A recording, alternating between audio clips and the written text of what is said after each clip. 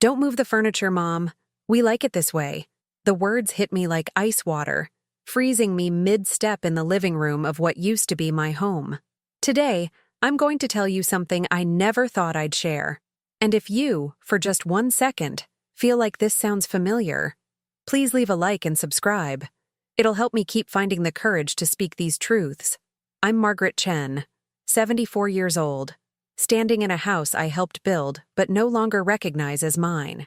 My arthritic fingers had just finished adjusting the old armchair, the one with the faded rose pattern that Derek and I picked out 32 years ago, moving it closer to the window where morning sunlight could warm my aching shoulders while I knitted. Such a small thing, just wanting to feel the sun. But my son Adam didn't even look up from his MacBook when he spoke those dismissive words. His fingers kept typing, each keystroke sharp and final, like tiny hammers building a wall between us. He waved his hand toward the living room with the casual authority of someone who'd forgotten I'd lived here long before he brought his family to help take care of me. Help. What a beautiful lie that had become. I stood there holding my reading glasses, suddenly aware of how my breathing seemed too loud in the pristine silence they preferred. The house smelled like Lisa's expensive candles, vanilla and sandalwood. Nothing like the cinnamon and coffee scents that used to make this place feel alive when Derek was here. When family meant laughter echoing through these rooms, instead of whispered conversations that stopped when I entered. Lisa glanced up from the marble kitchen island where she was arranging organic vegetables into perfect Instagram-worthy piles. Her sigh was soft but sharp, the kind that said, "Here we go again," without using words. She didn't smile, not even the polite, patient smile she used with difficult customers at her boutique. I'd become something less deserving than strangers who bought overpriced scarves. The silence stretched between us like a canyon.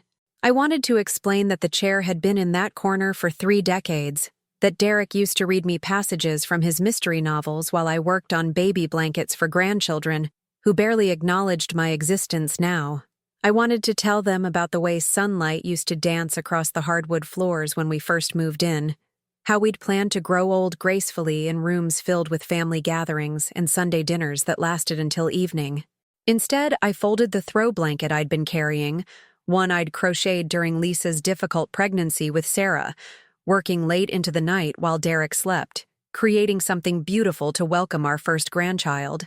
My fingers traced the soft yellow yarn, remembering the hope I'd stitched into every row, the dreams of reading bedtime stories and teaching tiny hands to bake cookies. That evening, dinner unfolded with the mechanical precision of a performance I wasn't meant to understand. Adam discussed client presentations while cutting his grass-fed steak. Lisa mentioned parent-teacher association meetings and yoga classes, her voice bright with the enthusiasm reserved for things that mattered. Sarah, now 16 and beautiful in that careless way teenagers possess, scrolled through her phone between bites, occasionally laughing at videos I couldn't see. They passed dishes over my head as if I were a piece of furniture they had to navigate around. Salt, pepper, wine, everything moved in graceful arcs that excluded me from their orbit. I poured gravy with steady hands, though my heart felt like tissue paper crumpling in my chest. "Grandma?" Sarah's voice cut through the ambient conversation, and for one breathless moment, I thought she was speaking to me. But she was asking Lisa about shopping plans, using the title that had somehow transferred to my daughter-in-law, leaving me nameless at my own table. I remembered when Sarah was 7, how she'd run to me barefoot across this same kitchen floor, her dark hair flying behind her like silk ribbons. "Nana!" she'd scream with pure joy, launching herself into my arms with complete trust that I'd catch her, hold her, love her unconditionally. I'd swing her around until we were both dizzy, and she'd whisper secrets in my ear about school friends and playground adventures, choosing me as her confidant, her safe harbor. Now she looked through me like I was glass. After dinner, I washed dishes in the sink Derek and I had saved 3 months to afford, listening to Lisa's speakerphone conversation with her mother drift from the living room. The warm, soapy water felt good on my hands, and for a moment I pretended I was washing dishes in my old life, when cleaning up meant preparing for evening conversations about our day, our dreams, our plans for tomorrow. She's still here. Lisa's voice carried that particular tone mothers use when discussing burdens they're too polite to name directly. I don't know how much longer this arrangement can work, you know. She's so set in her ways. Her mother's laughter crackled through the phone speaker like breaking glass. Well, honey, at that age, they don't really change anymore. You just have to endure until, well, you know. Endure. The plate slipped from my hands, landing in the sudsy water with a soft splash that somehow sounded louder than thunder in my ears. They were waiting me out, not caring for me, not loving me, not honoring the decades I'd spent building the foundation they now stood on so comfortably. They were simply enduring my presence until nature solved their problem for them. That night, I lay in the narrow guest bed, in what used to be Derek's office, where he'd planned our retirement travels and balanced our checkbook with careful precision. The ceiling fan clicked with each rotation, marking time like a countdown I couldn't stop. Through thin walls, I heard Adam and Lisa's muffled conversation, their bedroom door closing with finality, the hallway light switching off, leaving me alone in darkness that felt heavier than sleep. I realized with crystalline clarity that I hadn't spoken to another human being who genuinely cared about my thoughts in months. My phone sat silent on the nightstand, its black screen reflecting nothing back at me. Even Buster, their golden retriever, had learned to walk past my chair without stopping for the scratches behind his ears that he used to beg for. I wasn't family anymore. I was furniture they were too guilty to donate, but too burdened to love. At 3:48 a.m., I made a decision that felt like stepping off a cliff into unknown darkness. Standing in that guest room darkness, memories flooded back like water through a broken dam, each one heavier than the last. I remembered the call that changed everything. 3 years ago, Adam's voice crackling through my phone at 11 p.m. "Mom, we're losing the house. The business loan. It fell through. Lisa's boutique isn't making enough. And with Sarah's private school tuition..." His voice had broken then, my successful, confident son reduced to a scared little boy asking his mother to save him. Without hesitation, I'd driven to the bank the next morning. 71 years old, sitting across from a loan officer young enough to be my grandson, signing papers that transferred Derek's life insurance money, our nest egg, our security, our dreams of traveling to Ireland where his grandfather was born, into Adam's failing construction company. "It's just temporary, Mom," he'd promised, his hand on my shoulder feeling warm and grateful. 6 months, maybe 8, then we'll pay you back with interest. You're saving our family, saving their family, while dismantling my own future. The paperwork was still in my bedroom drawer. $180,000, transferred from Margaret Chen's savings to Morrison Construction LLC. Money that was supposed to last me until I died, now scattered across permits and equipment rentals and subcontractor payments that never seemed to end. But it wasn't just the money. When Derek died 4 years ago, I'd been drowning in grief so thick I could barely breathe. The house felt like a mausoleum, every corner holding conversations we'd never finish, every chair bearing the ghost of his presence. I'd called Adam crying one night, begging him to visit, to help me sort through Derek's clothes, to simply sit with me while I figured out how to live alone. "Mom, you know we're slammed with Sarah's soccer season," he'd said, his voice distracted by background noise. Probably the TV, probably dinner, probably life moving forward while mine stood still. "Can't you handle it? You're stronger than you think." So I'd boxed Derek's shirts myself, my arthritic hands struggling with tape and labels, crying over each item that still smelled like his cologne. I'd donated his books to the library alone, carried his reading chair to Goodwill by myself, lifting and pushing until my back screamed in protest. When I'd finally gathered the courage to ask Adam to help me install grab bars in the bathroom after my fall, the one that left purple bruises on my ribs and a cut on my forehead that took 2 weeks to heal, he'd sighed like I'd asked him to build me a castle. "Those contractors charge ridiculous fees, Mom. I'll get to it when I have time." 8 months later, I was still gripping towel racks and hoping my legs wouldn't give out. The pattern had been building for years, I realized now. Every family dinner where I cooked and cleaned while they relaxed, every holiday where I bought gifts they barely acknowledged, while their presents to me were obvious afterthoughts. Generic bath sets from the pharmacy, candles I was allergic to, Books about aging gracefully that felt more like suggestions than gifts. Last Christmas, I'd spent 3 days making Sarah's favorite apple pie from scratch. The recipe my mother taught me, the one with the lattice crust that took hours to perfect. I'd watched Sarah take one bite, scrunch her nose, and push the plate away. "It's kinda sweet, Nana. Do we have any of those store-bought ones instead?" Lisa had quickly interjected. "Sarah, Grandma worked hard on that." But her tone held no real reproach, just politeness stretched thin over annoyance. I'd eaten that entire pie myself over the following week, each bite tasting like rejection. The guest room walls seemed to press closer as I remembered the doctor's appointment 3 months ago. "Routine checkup," they'd said. Nothing serious. But when the results came back showing early signs of osteoporosis, when Dr. Martinez had recommended dietary changes and gentle exercise and someone to check on me regularly, I'd called Adam to share the news. "That's just part of getting older, Mom," he'd said, his keyboard clicking in the background of our conversation. "You're tough. You'll be fine." No questions about my symptoms. No offers to accompany me to follow-up appointments. No discussions about how this might affect my daily life or whether I needed additional support.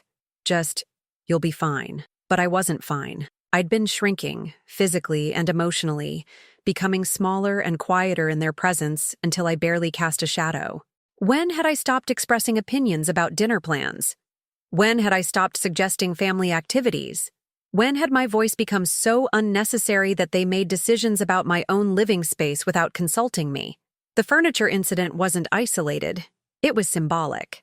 2 weeks ago, Lisa had rearranged my bedroom while I was at the grocery store, moving Derek's photos to a single small shelf and replacing them with her decorative accessories. When I'd asked about it, she'd smiled that patient smile and said, "It just looks cleaner this way, don't you think?" Cleaner. As if my memories were clutter to be organized away. Last month, they'd canceled our standing Sunday dinners, a tradition I'd maintained even after Derek's death, because Sarah had practice and Adam had client meetings and Lisa needed to catch up on inventory. When I'd suggested we reschedule, they'd all looked at each other with that silent communication families develop, the kind that excludes the person standing right in front of them. "Let's just play it by ear, Mom," Adam had said. "Our schedules are pretty crazy right now." We never rescheduled. Sunday dinners became another casualty of their busy, important lives.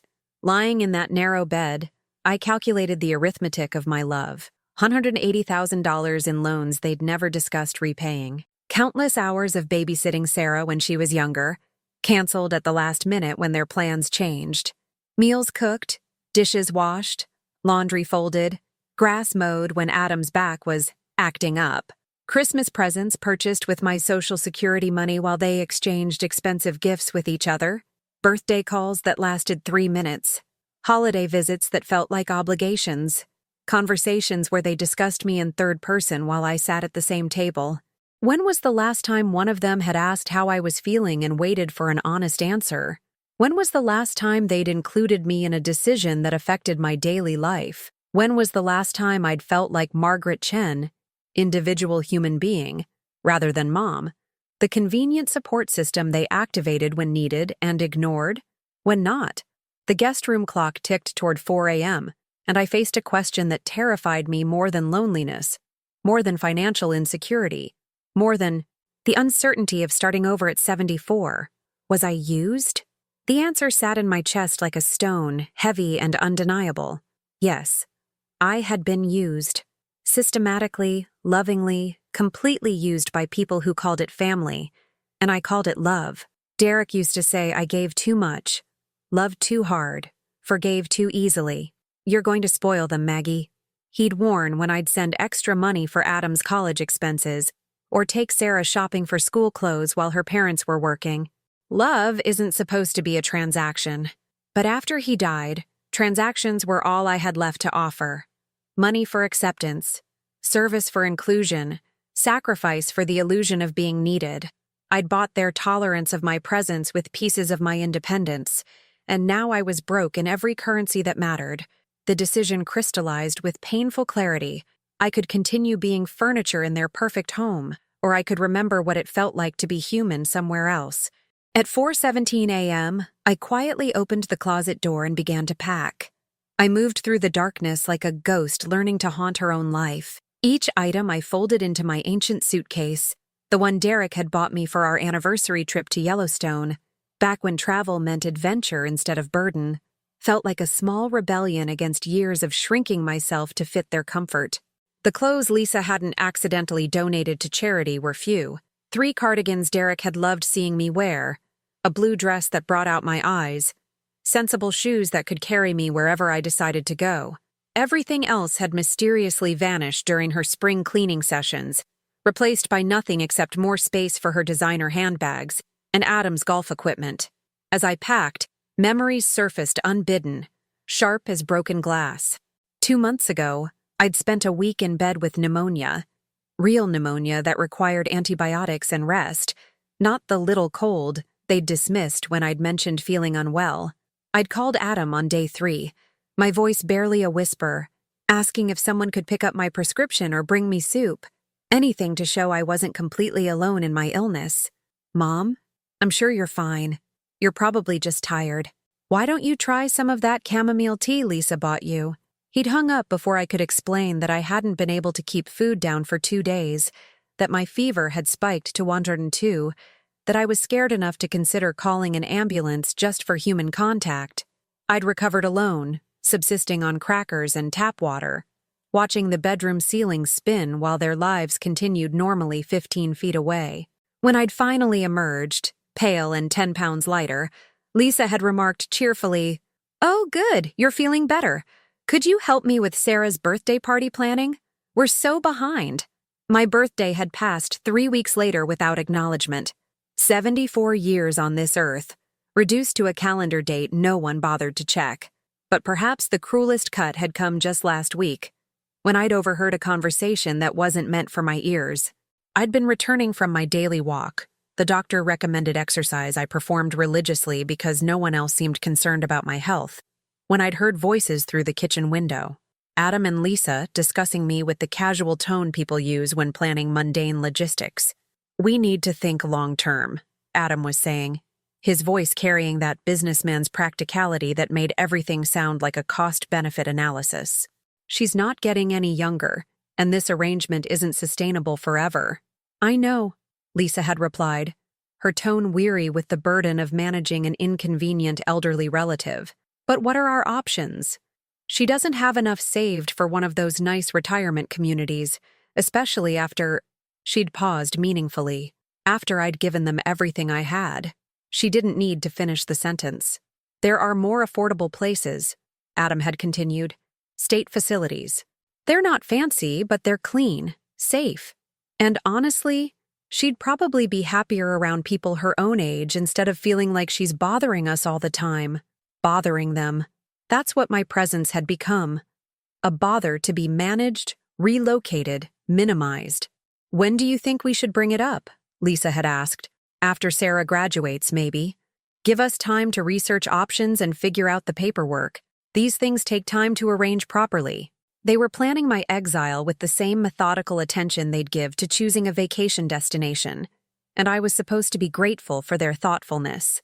I'd stood frozen outside my own home, listening to my son and daughter-in-law discuss disposing of me like outdated furniture they were too sentimental to throw away, but too burdened to keep. The irony wasn't lost on me. After all, I wasn't allowed to move their furniture, but they were free to move me wherever convenience dictated. That night, I'd sat in Derek's old armchair, the one I'd dared to relocate toward the sunshine, and stared at our wedding photo on the mantel. We'd been so young, so certain that love was enough to build a life on. Derek's eyes held promises I'd believed in completely, that we'd grow old together, that family meant safety, that the children we'd raise would honor the sacrifices we'd made for their futures. "You'd be so disappointed in him," I'd whispered to Derek's photograph, my voice barely audible in the pristine silence. "This isn't how we raised him." But maybe it was exactly how we'd raised him. Maybe by giving unconditionally, by never setting boundaries, by teaching him that my love came without limits or expectations, I'd created someone who saw my devotion as an endless resource to be consumed rather than cherished. Now, folding clothes in the pre-dawn darkness, I wondered when I'd stopped being Margaret and become simply Mom, a role defined entirely by what I could provide rather than who I was. The revelation that broke me completely came when I found my own diary, tucked behind books I'd forgotten I owned. 3 years of entries, chronicling my increasing isolation in careful, hopeful prose. Had dinner with Adam's family today. Sarah barely spoke, but she's at a difficult age. Maybe next time we'll have more of a connection. Lisa rearranged the living room again. I suppose her eye for design is better than mine. The important thing is that we're all together. Adam seemed stressed about work during our visit. I offered to help with groceries this week so Lisa has one less thing to worry about. Family supports each other. Page after page of excuses, rationalizations, desperate attempts to reframe neglect as normal family dynamics. When had I become someone who apologized for existing? When had I learned to be grateful for scraps of attention from people who owed me nothing but gave me even less? The breaking point came as I read my final entry, written just last week. Had a dizzy spell at the grocery store today. Almost fell. The checker was very kind and helped me to a chair. A stranger showed me more care in 5 minutes than my family has in 5 months. I'm starting to wonder if love is supposed to feel this lonely. I'd written those words, but I hadn't truly understood them until now. Love wasn't supposed to feel like begging. It wasn't supposed to require constant justification or endless forgiveness of cruelty disguised as concern. At 5:15 a.m., I made a decision that felt like stepping off the edge of the world. I would leave not in anger, but in clarity. Not to punish them, but to save myself. I wrote a single note on the back of a grocery receipt, my arthritis making the words shakier than my resolve. I've gone to find people who remember I'm human. Don't worry about me. I'm finally worrying about myself. I placed it on the kitchen counter next to the coffee maker they'd use in 3 hours, positioned where Lisa would find it during her morning routine. Simple. Final. No drama, no explanations they'd twist into evidence of my instability. I looked around the house one last time. At the walls where my pictures used to hang. At the furniture I was forbidden to arrange for my comfort. At the life I'd built that no longer had room for the person who'd created it. Then I walked out the front door, closing it softly behind me so I wouldn't wake the people who'd been sleeping through my existence for years. The morning air felt different on my skin, thinner, sharper, full of possibilities I'd forgotten existed. For the first time in months, I wasn't tiptoeing around other people's comfort. I wasn't measuring my voice to avoid disturbing their peace. I wasn't shrinking myself to fit spaces that had grown too small for my humanity. I was 74 years old, homeless, and completely terrified. And for the first time in years, I felt fully alive. The Greyhound station at 6:30 a.m. smelled like industrial coffee and human desperation. I sat on a plastic chair designed by someone who'd never spent 6 hours waiting for a bus, clutching my ticket to Kansas City, a destination I'd chosen by closing my eyes and pointing at a map, letting chance decide where Margaret Chen would reinvent herself. My phone buzzed at 8:47 a.m., then again, then in rapid succession like an angry wasp trapped in my purse. I didn't answer. By noon, when my bus was pulling through small towns whose names I'd never bothered to learn, the calls had multiplied into a digital storm. 17 missed calls from Adam, 12 from Lisa, 3 from numbers I didn't recognize. Probably neighbors they'd enlisted to help locate their missing furniture. The irony wasn't lost on me. I'd lived in their house for 3 years, and they'd discovered my absence only when their morning routine required something from me. I wondered what had given me away. The unmade guest bed? The missing note by the coffee maker? Or simply the absence of my morning sounds? Careful footsteps, quiet coughing, the soft rustle of someone trying not to exist too loudly? At a rest stop in Missouri, I finally listened to the voicemails. The first few were panic disguised as concern. Adam's voice, tight with the controlled anxiety of a man whose careful plans had been disrupted. "Mom, where are you? We found your note. This isn't like you. Call us back immediately so we know you're safe." Not like me. As if he knew anything about who I actually was beyond the convenient services I provided. Lisa's messages started practical and evolved into hysteria. "Margaret, we've called the police. They need to know if you took any medications with you. This is scaring Sarah. Please come home so we can talk about this rationally, scaring Sarah. The granddaughter who hadn't spoken directly to me in 6 months was suddenly traumatized by my absence, but it was Adam's 7th message that revealed the truth behind their sudden attention. Mom, we need to discuss this properly. There are financial implications to consider. The bank is asking questions about the loan documentation. You can't just disappear when there are legal responsibilities involved. There it was. Not love. Not concern for my well-being. Fear that their missing furniture might complicate their financial arrangements. I deleted all 18 messages without responding. The bus rolled through Heartland America while I watched landscapes I'd never seen shift past my window. Cornfields stretching to horizons that reminded me how vast the world was beyond the narrow confines of their perfect suburban neighborhood. For 3 years, my universe had shrunk to the dimensions of a guest room and the periphery of their family photos. Now, watching cattle graze in endless pastures, I remembered what possibility looked like. Kansas City appeared through industrial haze and urban sprawl, a city large enough to swallow one elderly woman without questions or explanations. I rented a room at a monthly motel called the Sunset Inn, a generous name for a building that had never seen better days, from a desk clerk who accepted cash and didn't ask for references. The room was smaller than their walk-in closet, with a bed that sagged in the middle and wallpaper that suggested previous occupants hadn't been particular about aesthetics. But it was mine. The key in my hand opened a door that led to space where I could arrange furniture however I wanted, where I could sit by the window without permission, where my breathing was the only sound that mattered. I spent my first week in Kansas City learning to be invisible by choice rather than necessity. I walked downtown streets where nobody knew I was supposed to be someone's mother, grandmother, or financial benefactor. I sat in diners where waitresses called me honey without knowing my history. I browsed thrift stores where my purchases mattered to no one but myself. At a corner cafe called Murphy's, I found something I'd forgotten existed: genuine human kindness from strangers. "You're new," observed Rita, the 60-something waitress whose graying hair was pulled back in a practical ponytail, and whose smile lines suggested a life well lived despite obvious hardships. "I can always tell. You have that look." "What look?" I asked, surprised to be engaging in conversation that wasn't about what I could provide for someone else. "Like you're trying to figure out who you are when nobody's watching," she said, refilling my coffee without being asked. "I've seen it before. Usually means someone's starting over." Starting over. The phrase felt simultaneously terrifying and liberating. "Is it obvious?" I asked.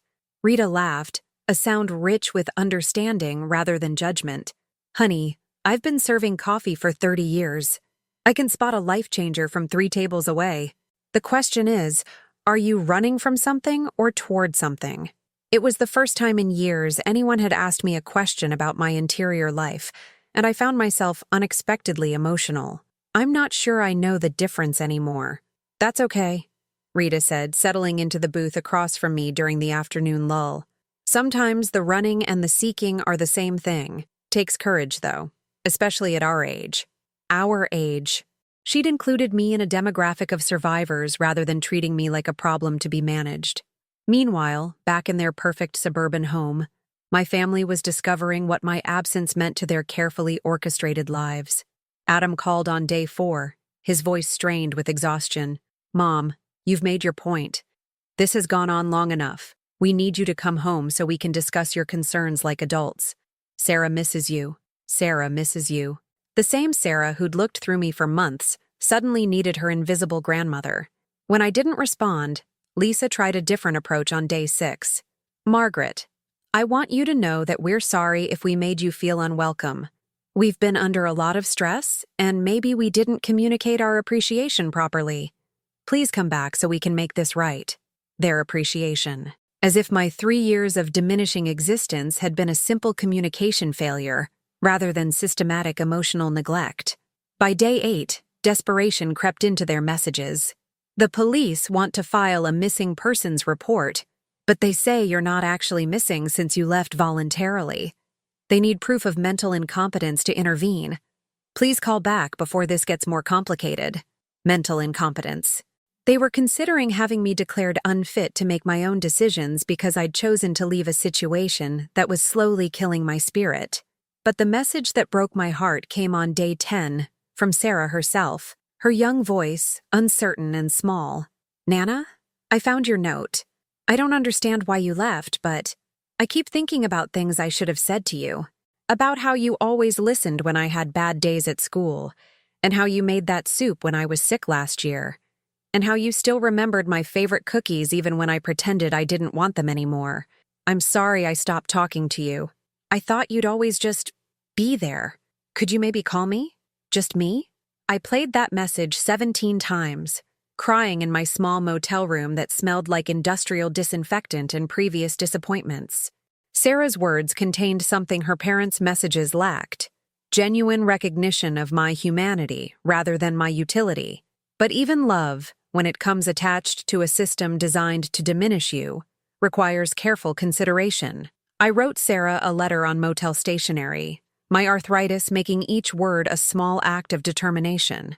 "Sweetheart, I left because I was disappearing piece by piece, and I was afraid that soon there would be nothing left of your real grandmother to love. I'm learning to be Margaret again, not just Mom or Nana or the lady who does things for other people. When I figure out who that is, maybe we can start fresh. But right now, I need to remember what it feels like to matter to myself before I can matter to anyone else properly. I love you enough to find the person worthy of your love." I mailed it to her school, not to the house where others might intercept and interpret my words for her. 2 weeks into my new life, I was sitting in Murphy's cafe when Rita approached with newspaper clippings. "Thought you might want to see this," she said, sliding a section of the Kansas City Star across the table. The headline read, "Local Family Seeks Missing Mother, 74. There was my photograph, an old one from Christmas 2 years ago, cropped from a family picture where I'd been standing at the edge of the frame, almost out of focus. The article quoted Adam extensively. "Our mother is vulnerable and possibly confused. She left without adequate medication or financial resources. We just want her home safely where she belongs. Vulnerable. Confused. Where she belongs." I laughed out loud in that cafe, surprising other customers with the sound. Rita raised an eyebrow. "Funny story?" she asked. "The funniest," I said, wiping tears of anger and relief from my eyes. They spent 3 years making me feel like I was disappearing, and now they want the world to help them find me. "Some people," Rita observed, "don't know what they have until it stops being convenient." That afternoon, I made a decision that felt like the first truly independent choice I'd made in years. I walked into a staffing agency and applied for part-time work that would pay me for my time and effort rather than expecting my labor as tribute to family obligations. I was 74, homeless by choice, and absolutely terrified. But I was finally visible to myself again. The job interview at Mercy General Hospital's gift shop felt like stepping into an alternate universe where my age was an asset rather than a liability. Mrs. Eleanor Rodriguez, the volunteer coordinator, studied my application with genuine interest instead of the polite dismissal I'd expected. "Retail experience, customer service background, and you're available for weekday shifts when most volunteers are working their regular jobs," she said, nodding approvingly. "Margaret, you might be exactly what we need." For the first time in years, someone was saying they needed me for what I could contribute, not what I could sacrifice.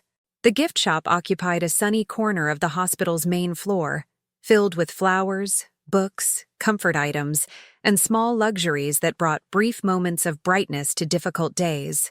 My duties were simple: help customers, arrange displays, provide a kind presence for families navigating medical crises. It was there, 3 weeks into my new routine, that I experienced something revolutionary: genuine appreciation for work well done. "You have such a gentle way with the families," Eleanor observed during my first monthly review. "Yesterday, Mrs. Patterson told me you helped her choose flowers for her husband's room and sat with her while she cried. She said you made her feel less alone during the worst day of her life." Less alone.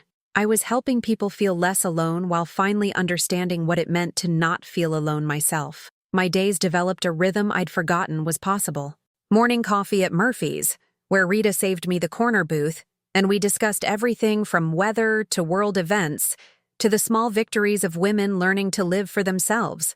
Afternoon shifts at the hospital, where my presence mattered to people experiencing real crises rather than manufactured inconveniences. Evenings in my small room, reading library books by the window without permission or apology. The freedom was intoxicating and terrifying in equal measure. Some mornings I woke up unsure how to fill hours that belonged entirely to me. After decades of organizing my life around other people's needs, having only my own preferences to consider felt like standing in an empty room and trying to remember how to dance. But slowly, Margaret Chen began to emerge from the shadows where Mom and Nana had hidden her. I discovered I liked mystery novels more than the romance books Lisa always bought me for birthdays. I preferred jazz music to the classical stations Adam played during family dinners. I enjoyed spicy food, ethnic restaurants, conversations with strangers about topics that had nothing to do with grandchildren or household management. Most surprising of all, I was good at being alone. The silence that had felt oppressive in their house became companionable in my small room. Without their conversations flowing around me, I rediscovered my own internal voice. Thoughts and opinions I'd been suppressing to avoid conflict or criticism. The first night I slept through until morning without waking up anxious about someone's mood or needs, I understood what peace felt like. But liberation came with unexpected challenges. Freedom, I discovered, required practice. At the grocery store, I stood paralyzed in the cereal aisle, overwhelmed by choices I was allowed to make based solely on my preferences. For 3 years, I'd bought what they liked, cooked what they wanted, eaten what was left over. Now, faced with dozens of options and no one to please but myself, I nearly cried from the simple complexity of choosing breakfast. In clothing stores, I gravitated toward colors I thought appropriate for elderly women, before remembering that no one was monitoring my choices anymore. I bought a sweater in deep purple, Derek's favorite color on me, and felt like a teenager sneaking forbidden makeup. The hardest adjustment was learning to spend money on myself without guilt. Every small purchase felt like theft from a family budget that no longer included me, even though the money was mine, earned through my own labor for the first time in years. But the most profound liberation came through my work at the hospital, where I witnessed daily reminders of what actually mattered in life. I helped a father choose a teddy bear for his daughter before surgery, watching him fight tears as he explained that she collected bears, and this one needed to be perfect because she was scared, and he couldn't fix that for her. I sat with an elderly man whose wife was dying, listening to him share 60 years of marriage in 30 minutes, because he needed someone to witness their love story before it ended. These interactions taught me something Adam and Lisa had never understood. Presence is a gift, not a burden. The time we spend truly seeing other people, listening to their stories, sharing their moments of joy and sorrow, that's the real currency of human connection. I'd been offering them presents for years, and they'd treated it like background noise. At the hospital, my presence was valued because it was chosen freely, given without expectation of return, offered from abundance rather than desperation. 6 weeks into my new life, I received a letter that changed everything. Not from my family. I'd learned to recognize their handwriting and set those aside unopened, not ready for the emotional manipulation disguised as concern. This letter came from Meridian Financial Services, addressed to Margaret Chen in careful corporate formatting. Inside, I found documentation of something that made my hands shake with rage and vindication in equal measure. Derek's life insurance policy, the one I'd thought was completely exhausted by Adam's business loan, had included a clause I'd never been told about, a survivor's benefit that continued paying quarterly dividends to his beneficiary, me. For 4 years, these payments had been automatically deposited into an account I didn't know existed, accumulating with compound interest into a sum that took my breath away, $47,000. Sitting in an account Adam had access to as my financial advisor, but had never mentioned. Money that was legally mine, that could have provided security during my difficult years, that could have prevented my financial dependence on their charity. They'd let me believe I was destitute while sitting on funds that belonged to me. The letter included a phone number for customer service. With trembling fingers, I dialed and spoke to a representative who confirmed my worst fears and best hopes. "Yes, Mrs. Chen. Your son has been managing this account as your designated financial advisor. The statements have been mailed to his address per the arrangement you signed when you moved in with them. According to our records, he's authorized to make investment decisions, but not withdrawals without your signature. Investment decisions. Adam had been earning money on my money while allowing me to feel like a financial burden. I'd like to change my address and remove him as my advisor, I said, my voice steady with newfound authority. Of course, I'll need to verify some information and send you new signature cards, but we can process that request immediately. That evening, I sat in Murphy's Cafe with Rita, showing her the documentation while my hands still shook with the aftermath of discovery. "Honey," Rita said, her voice gentle but firm, "that's not complicated financial management. That's theft by omission. Theft by omission." The phrase captured something I'd been unable to name about my years with them. They'd stolen my autonomy by withholding information. They'd stolen my dignity by accepting my sacrifices while hiding my resources. They'd stolen my sense of self by allowing me to believe I was dependent when I'd been self-sufficient all along. "What are you going to do?" Rita asked. I looked out the cafe window at the Kansas City skyline, lights twinkling in buildings full of people living their own independent lives, making their own choices, determining their own worth. "I'm going to remember what it feels like to have options," I said. That night, I called the bank and arranged for the $47,000 to be transferred to a new account in Kansas City, an account with only my name, my address, my signature required for any transaction. For the first time in 4 years, I was financially independent. For the first time in decades, I was emotionally free. The next morning, I woke up in my small room and made a decision that felt like opening a door I'd been afraid to touch. I was ready to stop hiding from my family and start living for myself in full view of anyone who cared to watch. I bought my first cell phone in my own name, with my own number that nobody else controlled. I opened a savings account at a local bank where my signature was the only one that mattered. I renewed my driver's license with my new address, making my relocation official in ways that couldn't be undone by guilt or manipulation. Most importantly, I wrote a letter to my family, not defensive or angry, but clear and final. I am safe, healthy, and happier than I've been in years. I have work that values me, friends who see me, and resources you forgot to mention. I'm not coming back to be your convenient furniture. If you want a relationship with Margaret Chen the person, rather than Mom the service provider, you'll need to learn who she is first. I'm just figuring that out myself, but so far I like her very much. I signed it with my full name and my new address, making myself visible on my own terms. 3 days later, my phone rang with a number I didn't recognize. "Nana?" Sarah's voice was small and hopeful. "I got your address from your letter. I'd like to visit you if that's okay. Just me. I want to meet the person you're becoming." For the first time since I'd left, I smiled with pure, uncomplicated joy. Sarah arrived on a Thursday afternoon in October, stepping off a Greyhound bus with the nervous energy of someone crossing into unknown territory. At 17, she was taller than I remembered, her dark hair longer, her face carrying new maturity that made her look startlingly like Derek around the eyes. She'd driven herself to the bus station. Apparently, she had her license now, another milestone I'd missed, and had told her parents she was visiting a college campus for the weekend.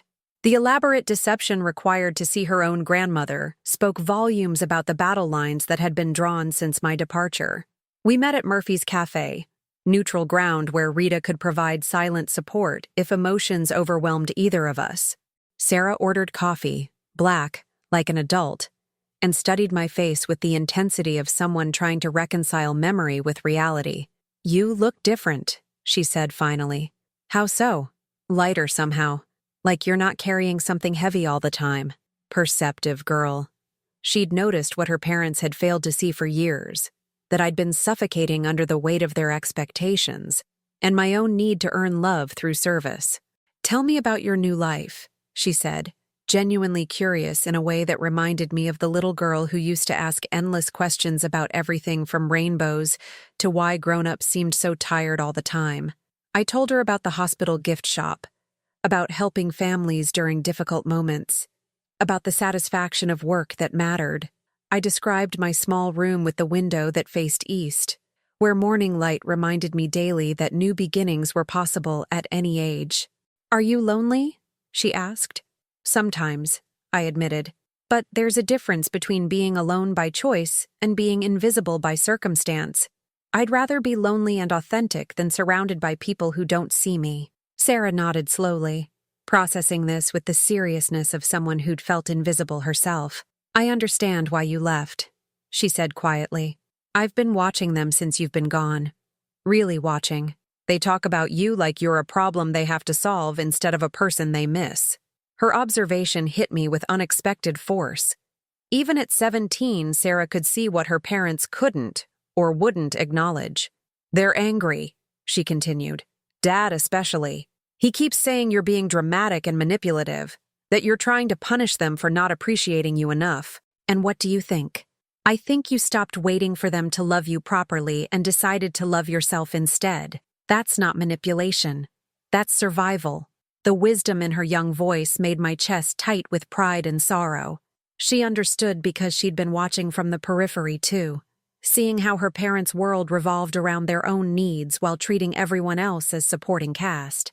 "There's something else," Sarah said, her voice dropping. "They're planning something. Dad hired a lawyer." The words hit me like cold water. "What kind of lawyer?" "Elder law, I think. They've been having meetings, talking about options for ensuring Mom's safety and addressing her impaired judgment. They think because you left, it proves you're not capable of making rational decisions. A conservatorship. They were trying to have me declared mentally incompetent so they could control my decisions, my money, my life. The ultimate irony. Leaving to prove my competence was being used as evidence of its absence. "When?" I asked, my voice steadier than I felt. "Soon. Maybe next week. Dad keeps saying the longer this goes on, the more evidence they have of unstable behavior patterns." Sarah reached across the table and took my hand. The first voluntary physical contact I'd had with a family member in years. "Nana, I need you to know something. Whatever they do, whatever they say about you in court or in newspapers, I know the truth. You're the sanest person I've ever met. You just refuse to keep pretending their crazy was normal." That evening, after Sarah returned to the bus station with promises to stay in touch and plans for her to visit again during Christmas break, I sat in my small room and faced the reality of my situation. They weren't going to let me go quietly. My liberation threatened their narrative of themselves as loving children caring for a difficult parent. My financial independence eliminated their leverage. My happiness without them challenged their belief that I needed them more than they needed me. I called the one person who might understand the legal complexities. My old friend Janet Morrison, Derek's cousin, who'd become a family attorney after her own divorce, left her financially vulnerable. We'd lost touch during my years with Adam and Lisa, but friendship, I'd learned, could survive neglect better than family relationships could survive contempt. "Margaret? My God, where have you been?" I saw the news coverage, but I couldn't believe. Janet's voice carried relief and concern in equal measure. I explained everything. The years of diminishing returns on unconditional love, the hidden insurance money, the discovery of my own capacity for independence, and now, the legal threat designed to drag me back into their control. "Conservatorship proceedings require evidence of mental incapacity," Janet explained. "They'll need medical documentation, psychological evaluation, proof that you can't manage your affairs or make rational decisions. I have a job, an apartment, a bank account, and I've been managing my life successfully for months. Then you have a strong defense. But Margaret, you need to understand. These proceedings can be nasty. They'll attack your decision to leave, your choice to cut contact. Anything they can frame as evidence of decline or instability. What do I need to do? First, get a comprehensive medical evaluation from a doctor who doesn't know your family. Document your mental acuity, your ability to manage finances, your capacity for independent living. Second, we need to establish a paper trail of your competence, bank records, employment verification, character references from people who've observed your behavior since leaving. And third, you need to decide if you want to fight this defensively or if you're ready to go on the offensive. Because Margaret, from what you've told me about that insurance money and their failure to disclose it, they may be more vulnerable than they realize. going on the offensive. The phrase thrilled and terrified me in equal measure. 2 days later, I received the official papers. A petition for emergency conservatorship filed by Adam Morrison on behalf of Margaret Chen, citing advanced age, social isolation, abandonment of family responsibilities, and demonstrated inability to maintain stable housing or employment. The lies were breathtaking in their audacity. Inability to maintain stable housing, I'd been paying rent on time for 2 months. Abandonment of family responsibilities, as if I'd been obligated to provide unpaid domestic service in perpetuity. Social isolation, as if forced solitude was worse than chosen independence. But it was the medical section that made my hands shake with rage. They'd included statements from their family doctor, a man who'd seen me exactly twice in 3 years and had never conducted a comprehensive mental health evaluation, suggesting that my departure was consistent with early-stage dementia or depression requiring intervention. They were pathologizing my liberation. That night, I called Adam directly. After months of silence, hearing his voice felt like touching a nerve I'd thought was dead. "Mom? Thank God. Where are you? We need to talk about this legal situation. The lawyers say if you come home voluntarily, we can withdraw the petition and handle this as a family matter." "Handle what, Adam?" "Your episode. This running away situation. We understand you were feeling unappreciated, and we're prepared to discuss ways to make you feel more included in family decisions." Episode. Running away. Feeling unappreciated. "Adam," I said quietly, "I have a job that values my contributions. I have a bank account with $47,000 that you forgot to mention. I have friends who enjoy my company and a life that belongs entirely to me. Which part of that suggests mental incompetence?" Silence. Then, "That money was being managed for your benefit. You can't just access complex financial instruments without proper oversight." "Complex financial instruments? It's a savings account, Adam, with my name on it, that you've been hiding from me for 4 years while I believed I was financially dependent on your charity. That's not... You're misunderstanding the situation. These kinds of decisions require careful consideration. You're obviously not thinking clearly if you believe we were trying to deceive you." The gaslighting was so smooth, so practiced, that I almost doubted my own perception of reality. Almost. "I'm thinking more clearly than I have in years," I said. "Clear enough to see that you're more afraid of losing control than losing me. Mom, be reasonable.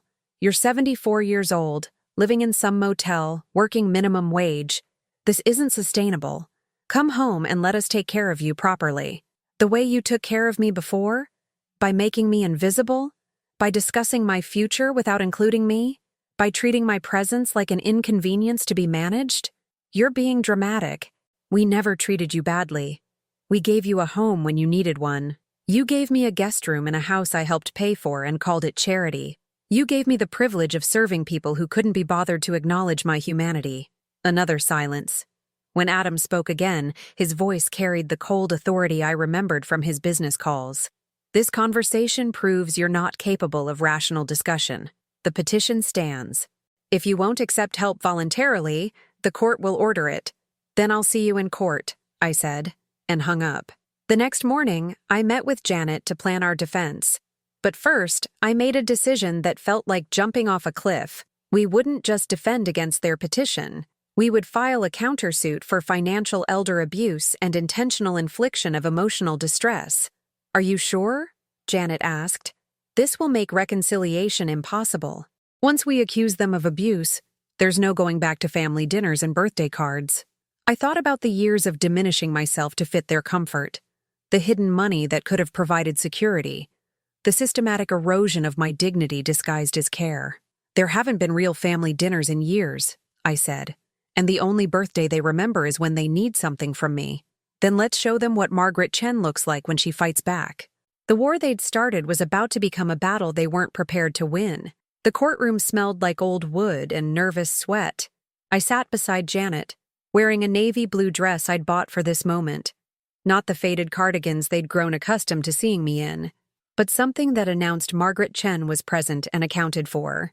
Across the aisle, Adam and Lisa sat with their attorney, a sharp-suited woman who'd clearly built her career on convincing judges that elderly people were incapable of managing their own lives. They avoided my eyes, as if looking directly at me might force them to acknowledge the person they were trying to legally erase. The hearing lasted 3 hours. Their attorney painted a picture of a confused, unstable elderly woman who'd abandoned her loving family in a moment of mental deterioration. She cited my sudden departure, my refusal to maintain contact, my irrational decision to live in a motel and work minimum wage when I could be safely cared for by family. When Janet presented our evidence, bank statements showing responsible financial management, employment records demonstrating competence, medical evaluations confirming my mental acuity, character references from Rita and Eleanor, and the families I'd helped at the hospital, their narrative crumbled like poorly built scaffolding. But the moment that changed everything came when Judge Patricia Williams asked me to speak for myself. Mrs.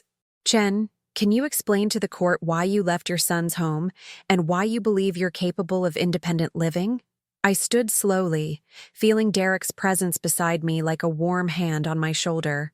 When I spoke, my voice carried the strength of someone who'd finally learned the difference between love and servitude.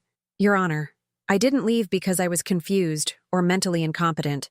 I left because I was disappearing. For 3 years, I allowed my family to treat my presence as an inconvenience and my love as an obligation.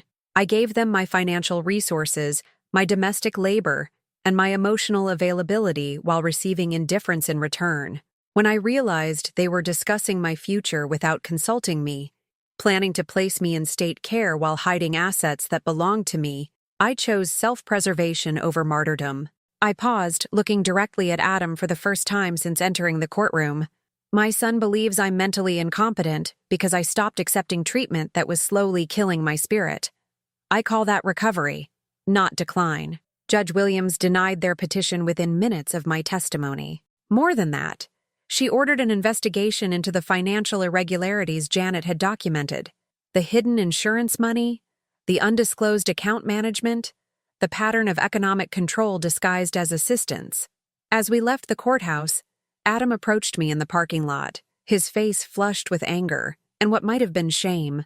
"I hope you're satisfied," he said, his voice shaking. "You've destroyed our family over hurt feelings and misunderstandings." "I didn't destroy anything," I replied calmly. "I just stopped pretending a house built on my silence was a home. We loved you. We took care of you. You controlled me. You managed me. You never loved me. You loved what I provided for you. There's a difference." Lisa stepped forward, tears streaming down her face with the dramatic flair of someone unaccustomed to not getting her way. "How can you be so cruel? After everything we did for you?" "What did you do for me, Lisa? You gave me a guest room in a house I helped purchase. You allowed me to cook and clean for a family that barely acknowledged my existence. You rearranged my possessions without permission and discussed my future as if I were furniture to be repositioned. We gave you a home. You gave me a place to exist quietly while you lived your lives around me. That's not a home. That's a storage facility for inconvenient relatives." Sarah had been standing behind her parents, silent until this moment. Now she stepped forward, her young face fierce with conviction. "Stop," she said to her parents. "Just stop.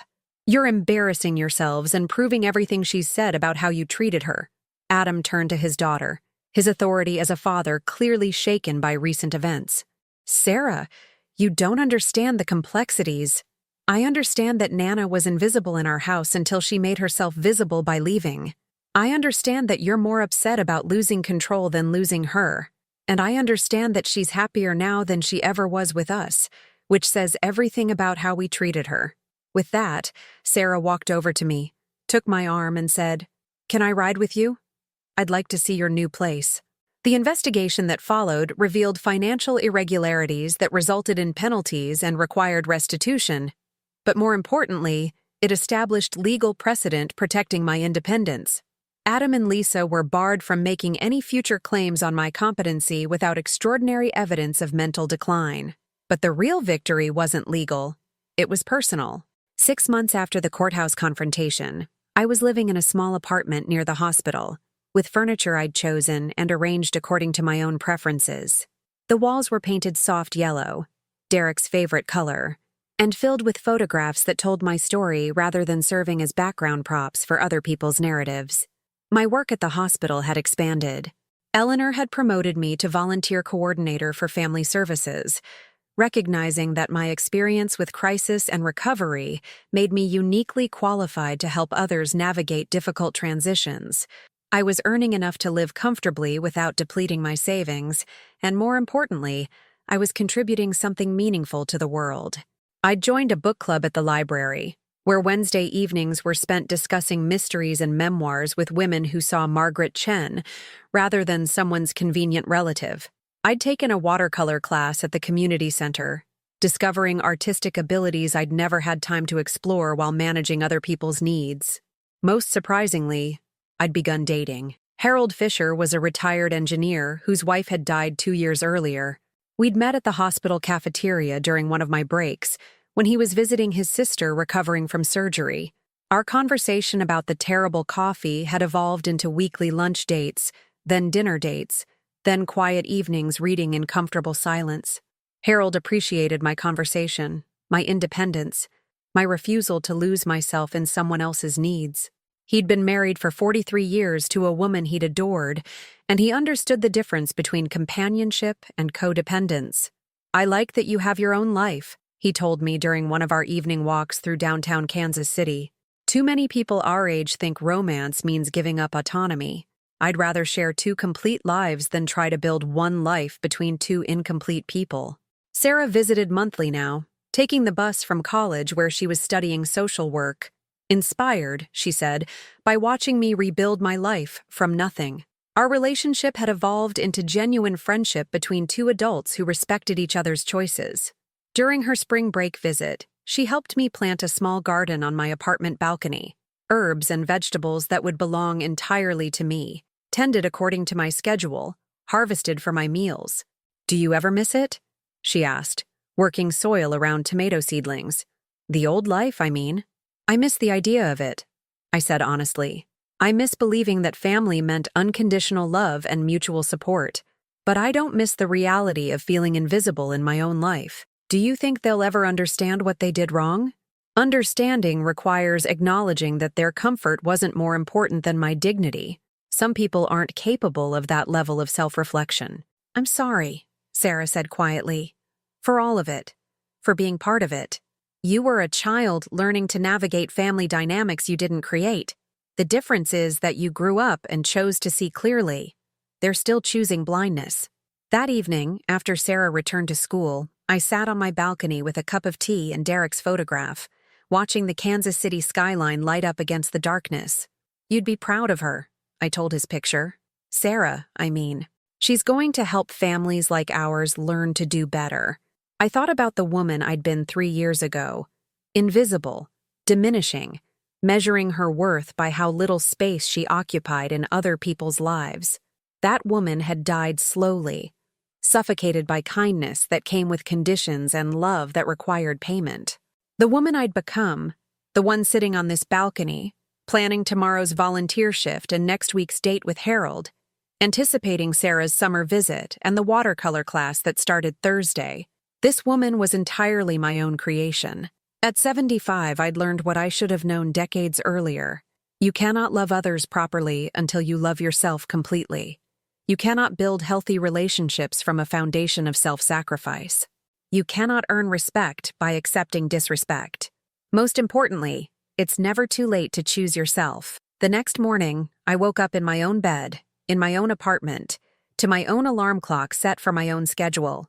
I made coffee in my own kitchen, chose clothes from my own closet, and prepared for another day of work that mattered to people who saw me clearly. For the first time in years, I looked in the mirror and recognized the woman staring back at me. Her name was Margaret Chen, and she was finally home. 2 years had passed since that cold morning when I'd walked out of Adam's house carrying nothing but a suitcase and my dignity. Now, sitting in my sunny apartment on a Saturday afternoon in late spring, I was preparing for something I'd never imagined possible. Adam and Lisa were coming to visit me. Not to rescue me, not to convince me to return, not to manage my affairs or assess my competence. They were coming because they needed something only I could provide, and for the first time in our relationship, They were asking rather than demanding. The call had come 3 weeks earlier. Adam's voice, smaller than I remembered, stripped of the authority he'd always wielded like armor. "Mom, it's Adam. I know we haven't spoken since the court case, and I know I have no right to ask, but we need your help." The old Margaret would have said yes immediately, would have dropped everything to rush to their aid without even asking what they needed. The new Margaret listened carefully before responding. "What kind of help?" "It's Sarah. She's struggling. College stress, relationship problems, some kind of depression that we don't understand. She won't talk to us, won't accept our help. The counselor says she needs to connect with someone she trusts completely, someone who understands what it means to start over when everything feels impossible."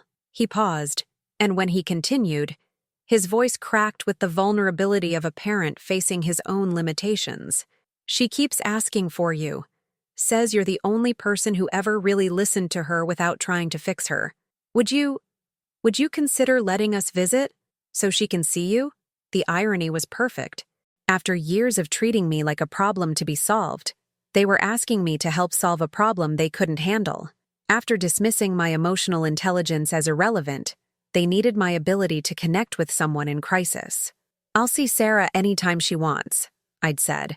"She's always welcome here. But if you want to come to my home, we need to establish some ground rules." And now they were here, sitting in my living room that I'd furnished with comfortable chairs positioned to catch afternoon sunlight, drinking coffee from cups I'd chosen because I liked their cheerful yellow color. Adam looked older, grayer around the temples, his expensive suit somehow less impressive in my modest space. Lisa perched on the edge of her chair as if ready to flee, her designer handbag clutched like a shield against the reality of my independence. Sarah sprawled on my small sofa with the casual comfort of someone who belonged, her college sweatshirt wrinkled and her hair in a messy bun that reminded me of myself at her age. She looked exhausted in the way young people do when they're carrying emotional weight they don't yet know how to distribute. "Tell me what's happening," I said to Sarah, ignoring her parents' obvious discomfort at being relegated to observer status in a conversation about their own daughter. "Everything feels impossible," Sarah said, her voice thick with tears she'd been holding back. "I'm trying to figure out who I want to be, what I want to study, who I want to love, and everyone has opinions about my choices except me. I feel like I'm disappearing into other people's expectations, and I don't know how to find myself again." The words hit me with recognition so sharp it took my breath away. She was describing exactly what I'd experienced for decades, the gradual erosion of self that happens when you prioritize everyone else's comfort over your own authenticity. "What does your heart tell you?" I asked. "That's just it. I don't know how to hear my heart anymore. There's so much noise from everyone else telling me what I should want, what would be practical, what would make them proud. I've lost track of what actually matters to me." I reached across the space between us and took her hand, the same gesture she'd offered me in Murphy's Cafe 2 years earlier. "Then we need to help you find that voice again. But first, let me tell you something about disappearing into other people's expectations." For the next hour, I shared my story. Not the sanitized version that protected feelings, but the raw truth about what it means to love people who see you as a service provider rather than a person. I talked about the difference between supporting someone and losing yourself in their needs, about the courage required to choose authenticity over approval. Sarah listened with the intensity of someone receiving life-saving medicine. Adam and Lisa grew increasingly uncomfortable as my narrative revealed the parallels between my experience and their daughter's current crisis. "But how do you start over?" Sarah asked. "How do you rebuild your sense of self when you've been living for other people for so long?" "One choice at a time," I said. "You start by making small decisions based on what you actually want, rather than what you think others want from you. You practice saying no to things that drain you and yes to things that energize you. You surround yourself with people who see you clearly rather than people who need you to be someone else." "It sounds scary, terrifying," I agreed. "But less scary than spending your life being a stranger to yourself." Adam cleared his throat, the sound sharp with discomfort. "Mom, with all due respect, Sarah's situation is different. She's young, she has opportunities. She needs to think practically about her future." "Adam, My voice carried quiet authority that stopped him mid-sentence. Your daughter is telling you she's drowning, and you're critiquing her swimming technique. She didn't come here for career counseling. She came here to remember who she is when nobody's watching. Lisa leaned forward, her perfect composure finally cracking. We just want what's best for her. We want her to be happy and successful. Happy according to whom? I asked. Successful by whose definition? Sarah is trying to tell you that your version of her best life doesn't match her actual life. Maybe instead of telling her what she should want, you could try asking what she does want. The room fell silent except for the soft ticking of the clock Derek had given me for our 20th anniversary. The only item from my old life that I'd asked Sarah to retrieve for me. Finally, Sarah spoke. I want to study social work instead of business.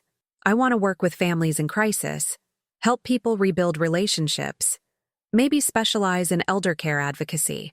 I want to move back to Kansas City after graduation so I can be near Nana and learn from her work at the hospital.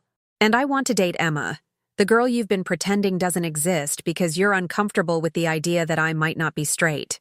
Adam and Lisa stared at their daughter as if she'd been speaking a foreign language, which, in a way, she had. The language of authentic self-expression was foreign to a family that had been performing acceptable emotions for years. Sarah, Lisa said carefully, those are very specific choices. Are you sure you've thought them through completely? I've been thinking about them for 2 years, Sarah replied. Ever since I watched Nana choose herself over your comfort and saw how much happier she became. I want what she has. A life that belongs to me, work that matters, relationships based on who I actually am instead of who people need me to be. I felt something shift in my chest, a pride so pure it was almost painful. Sarah had learned the lesson I'd taken 74 years to understand.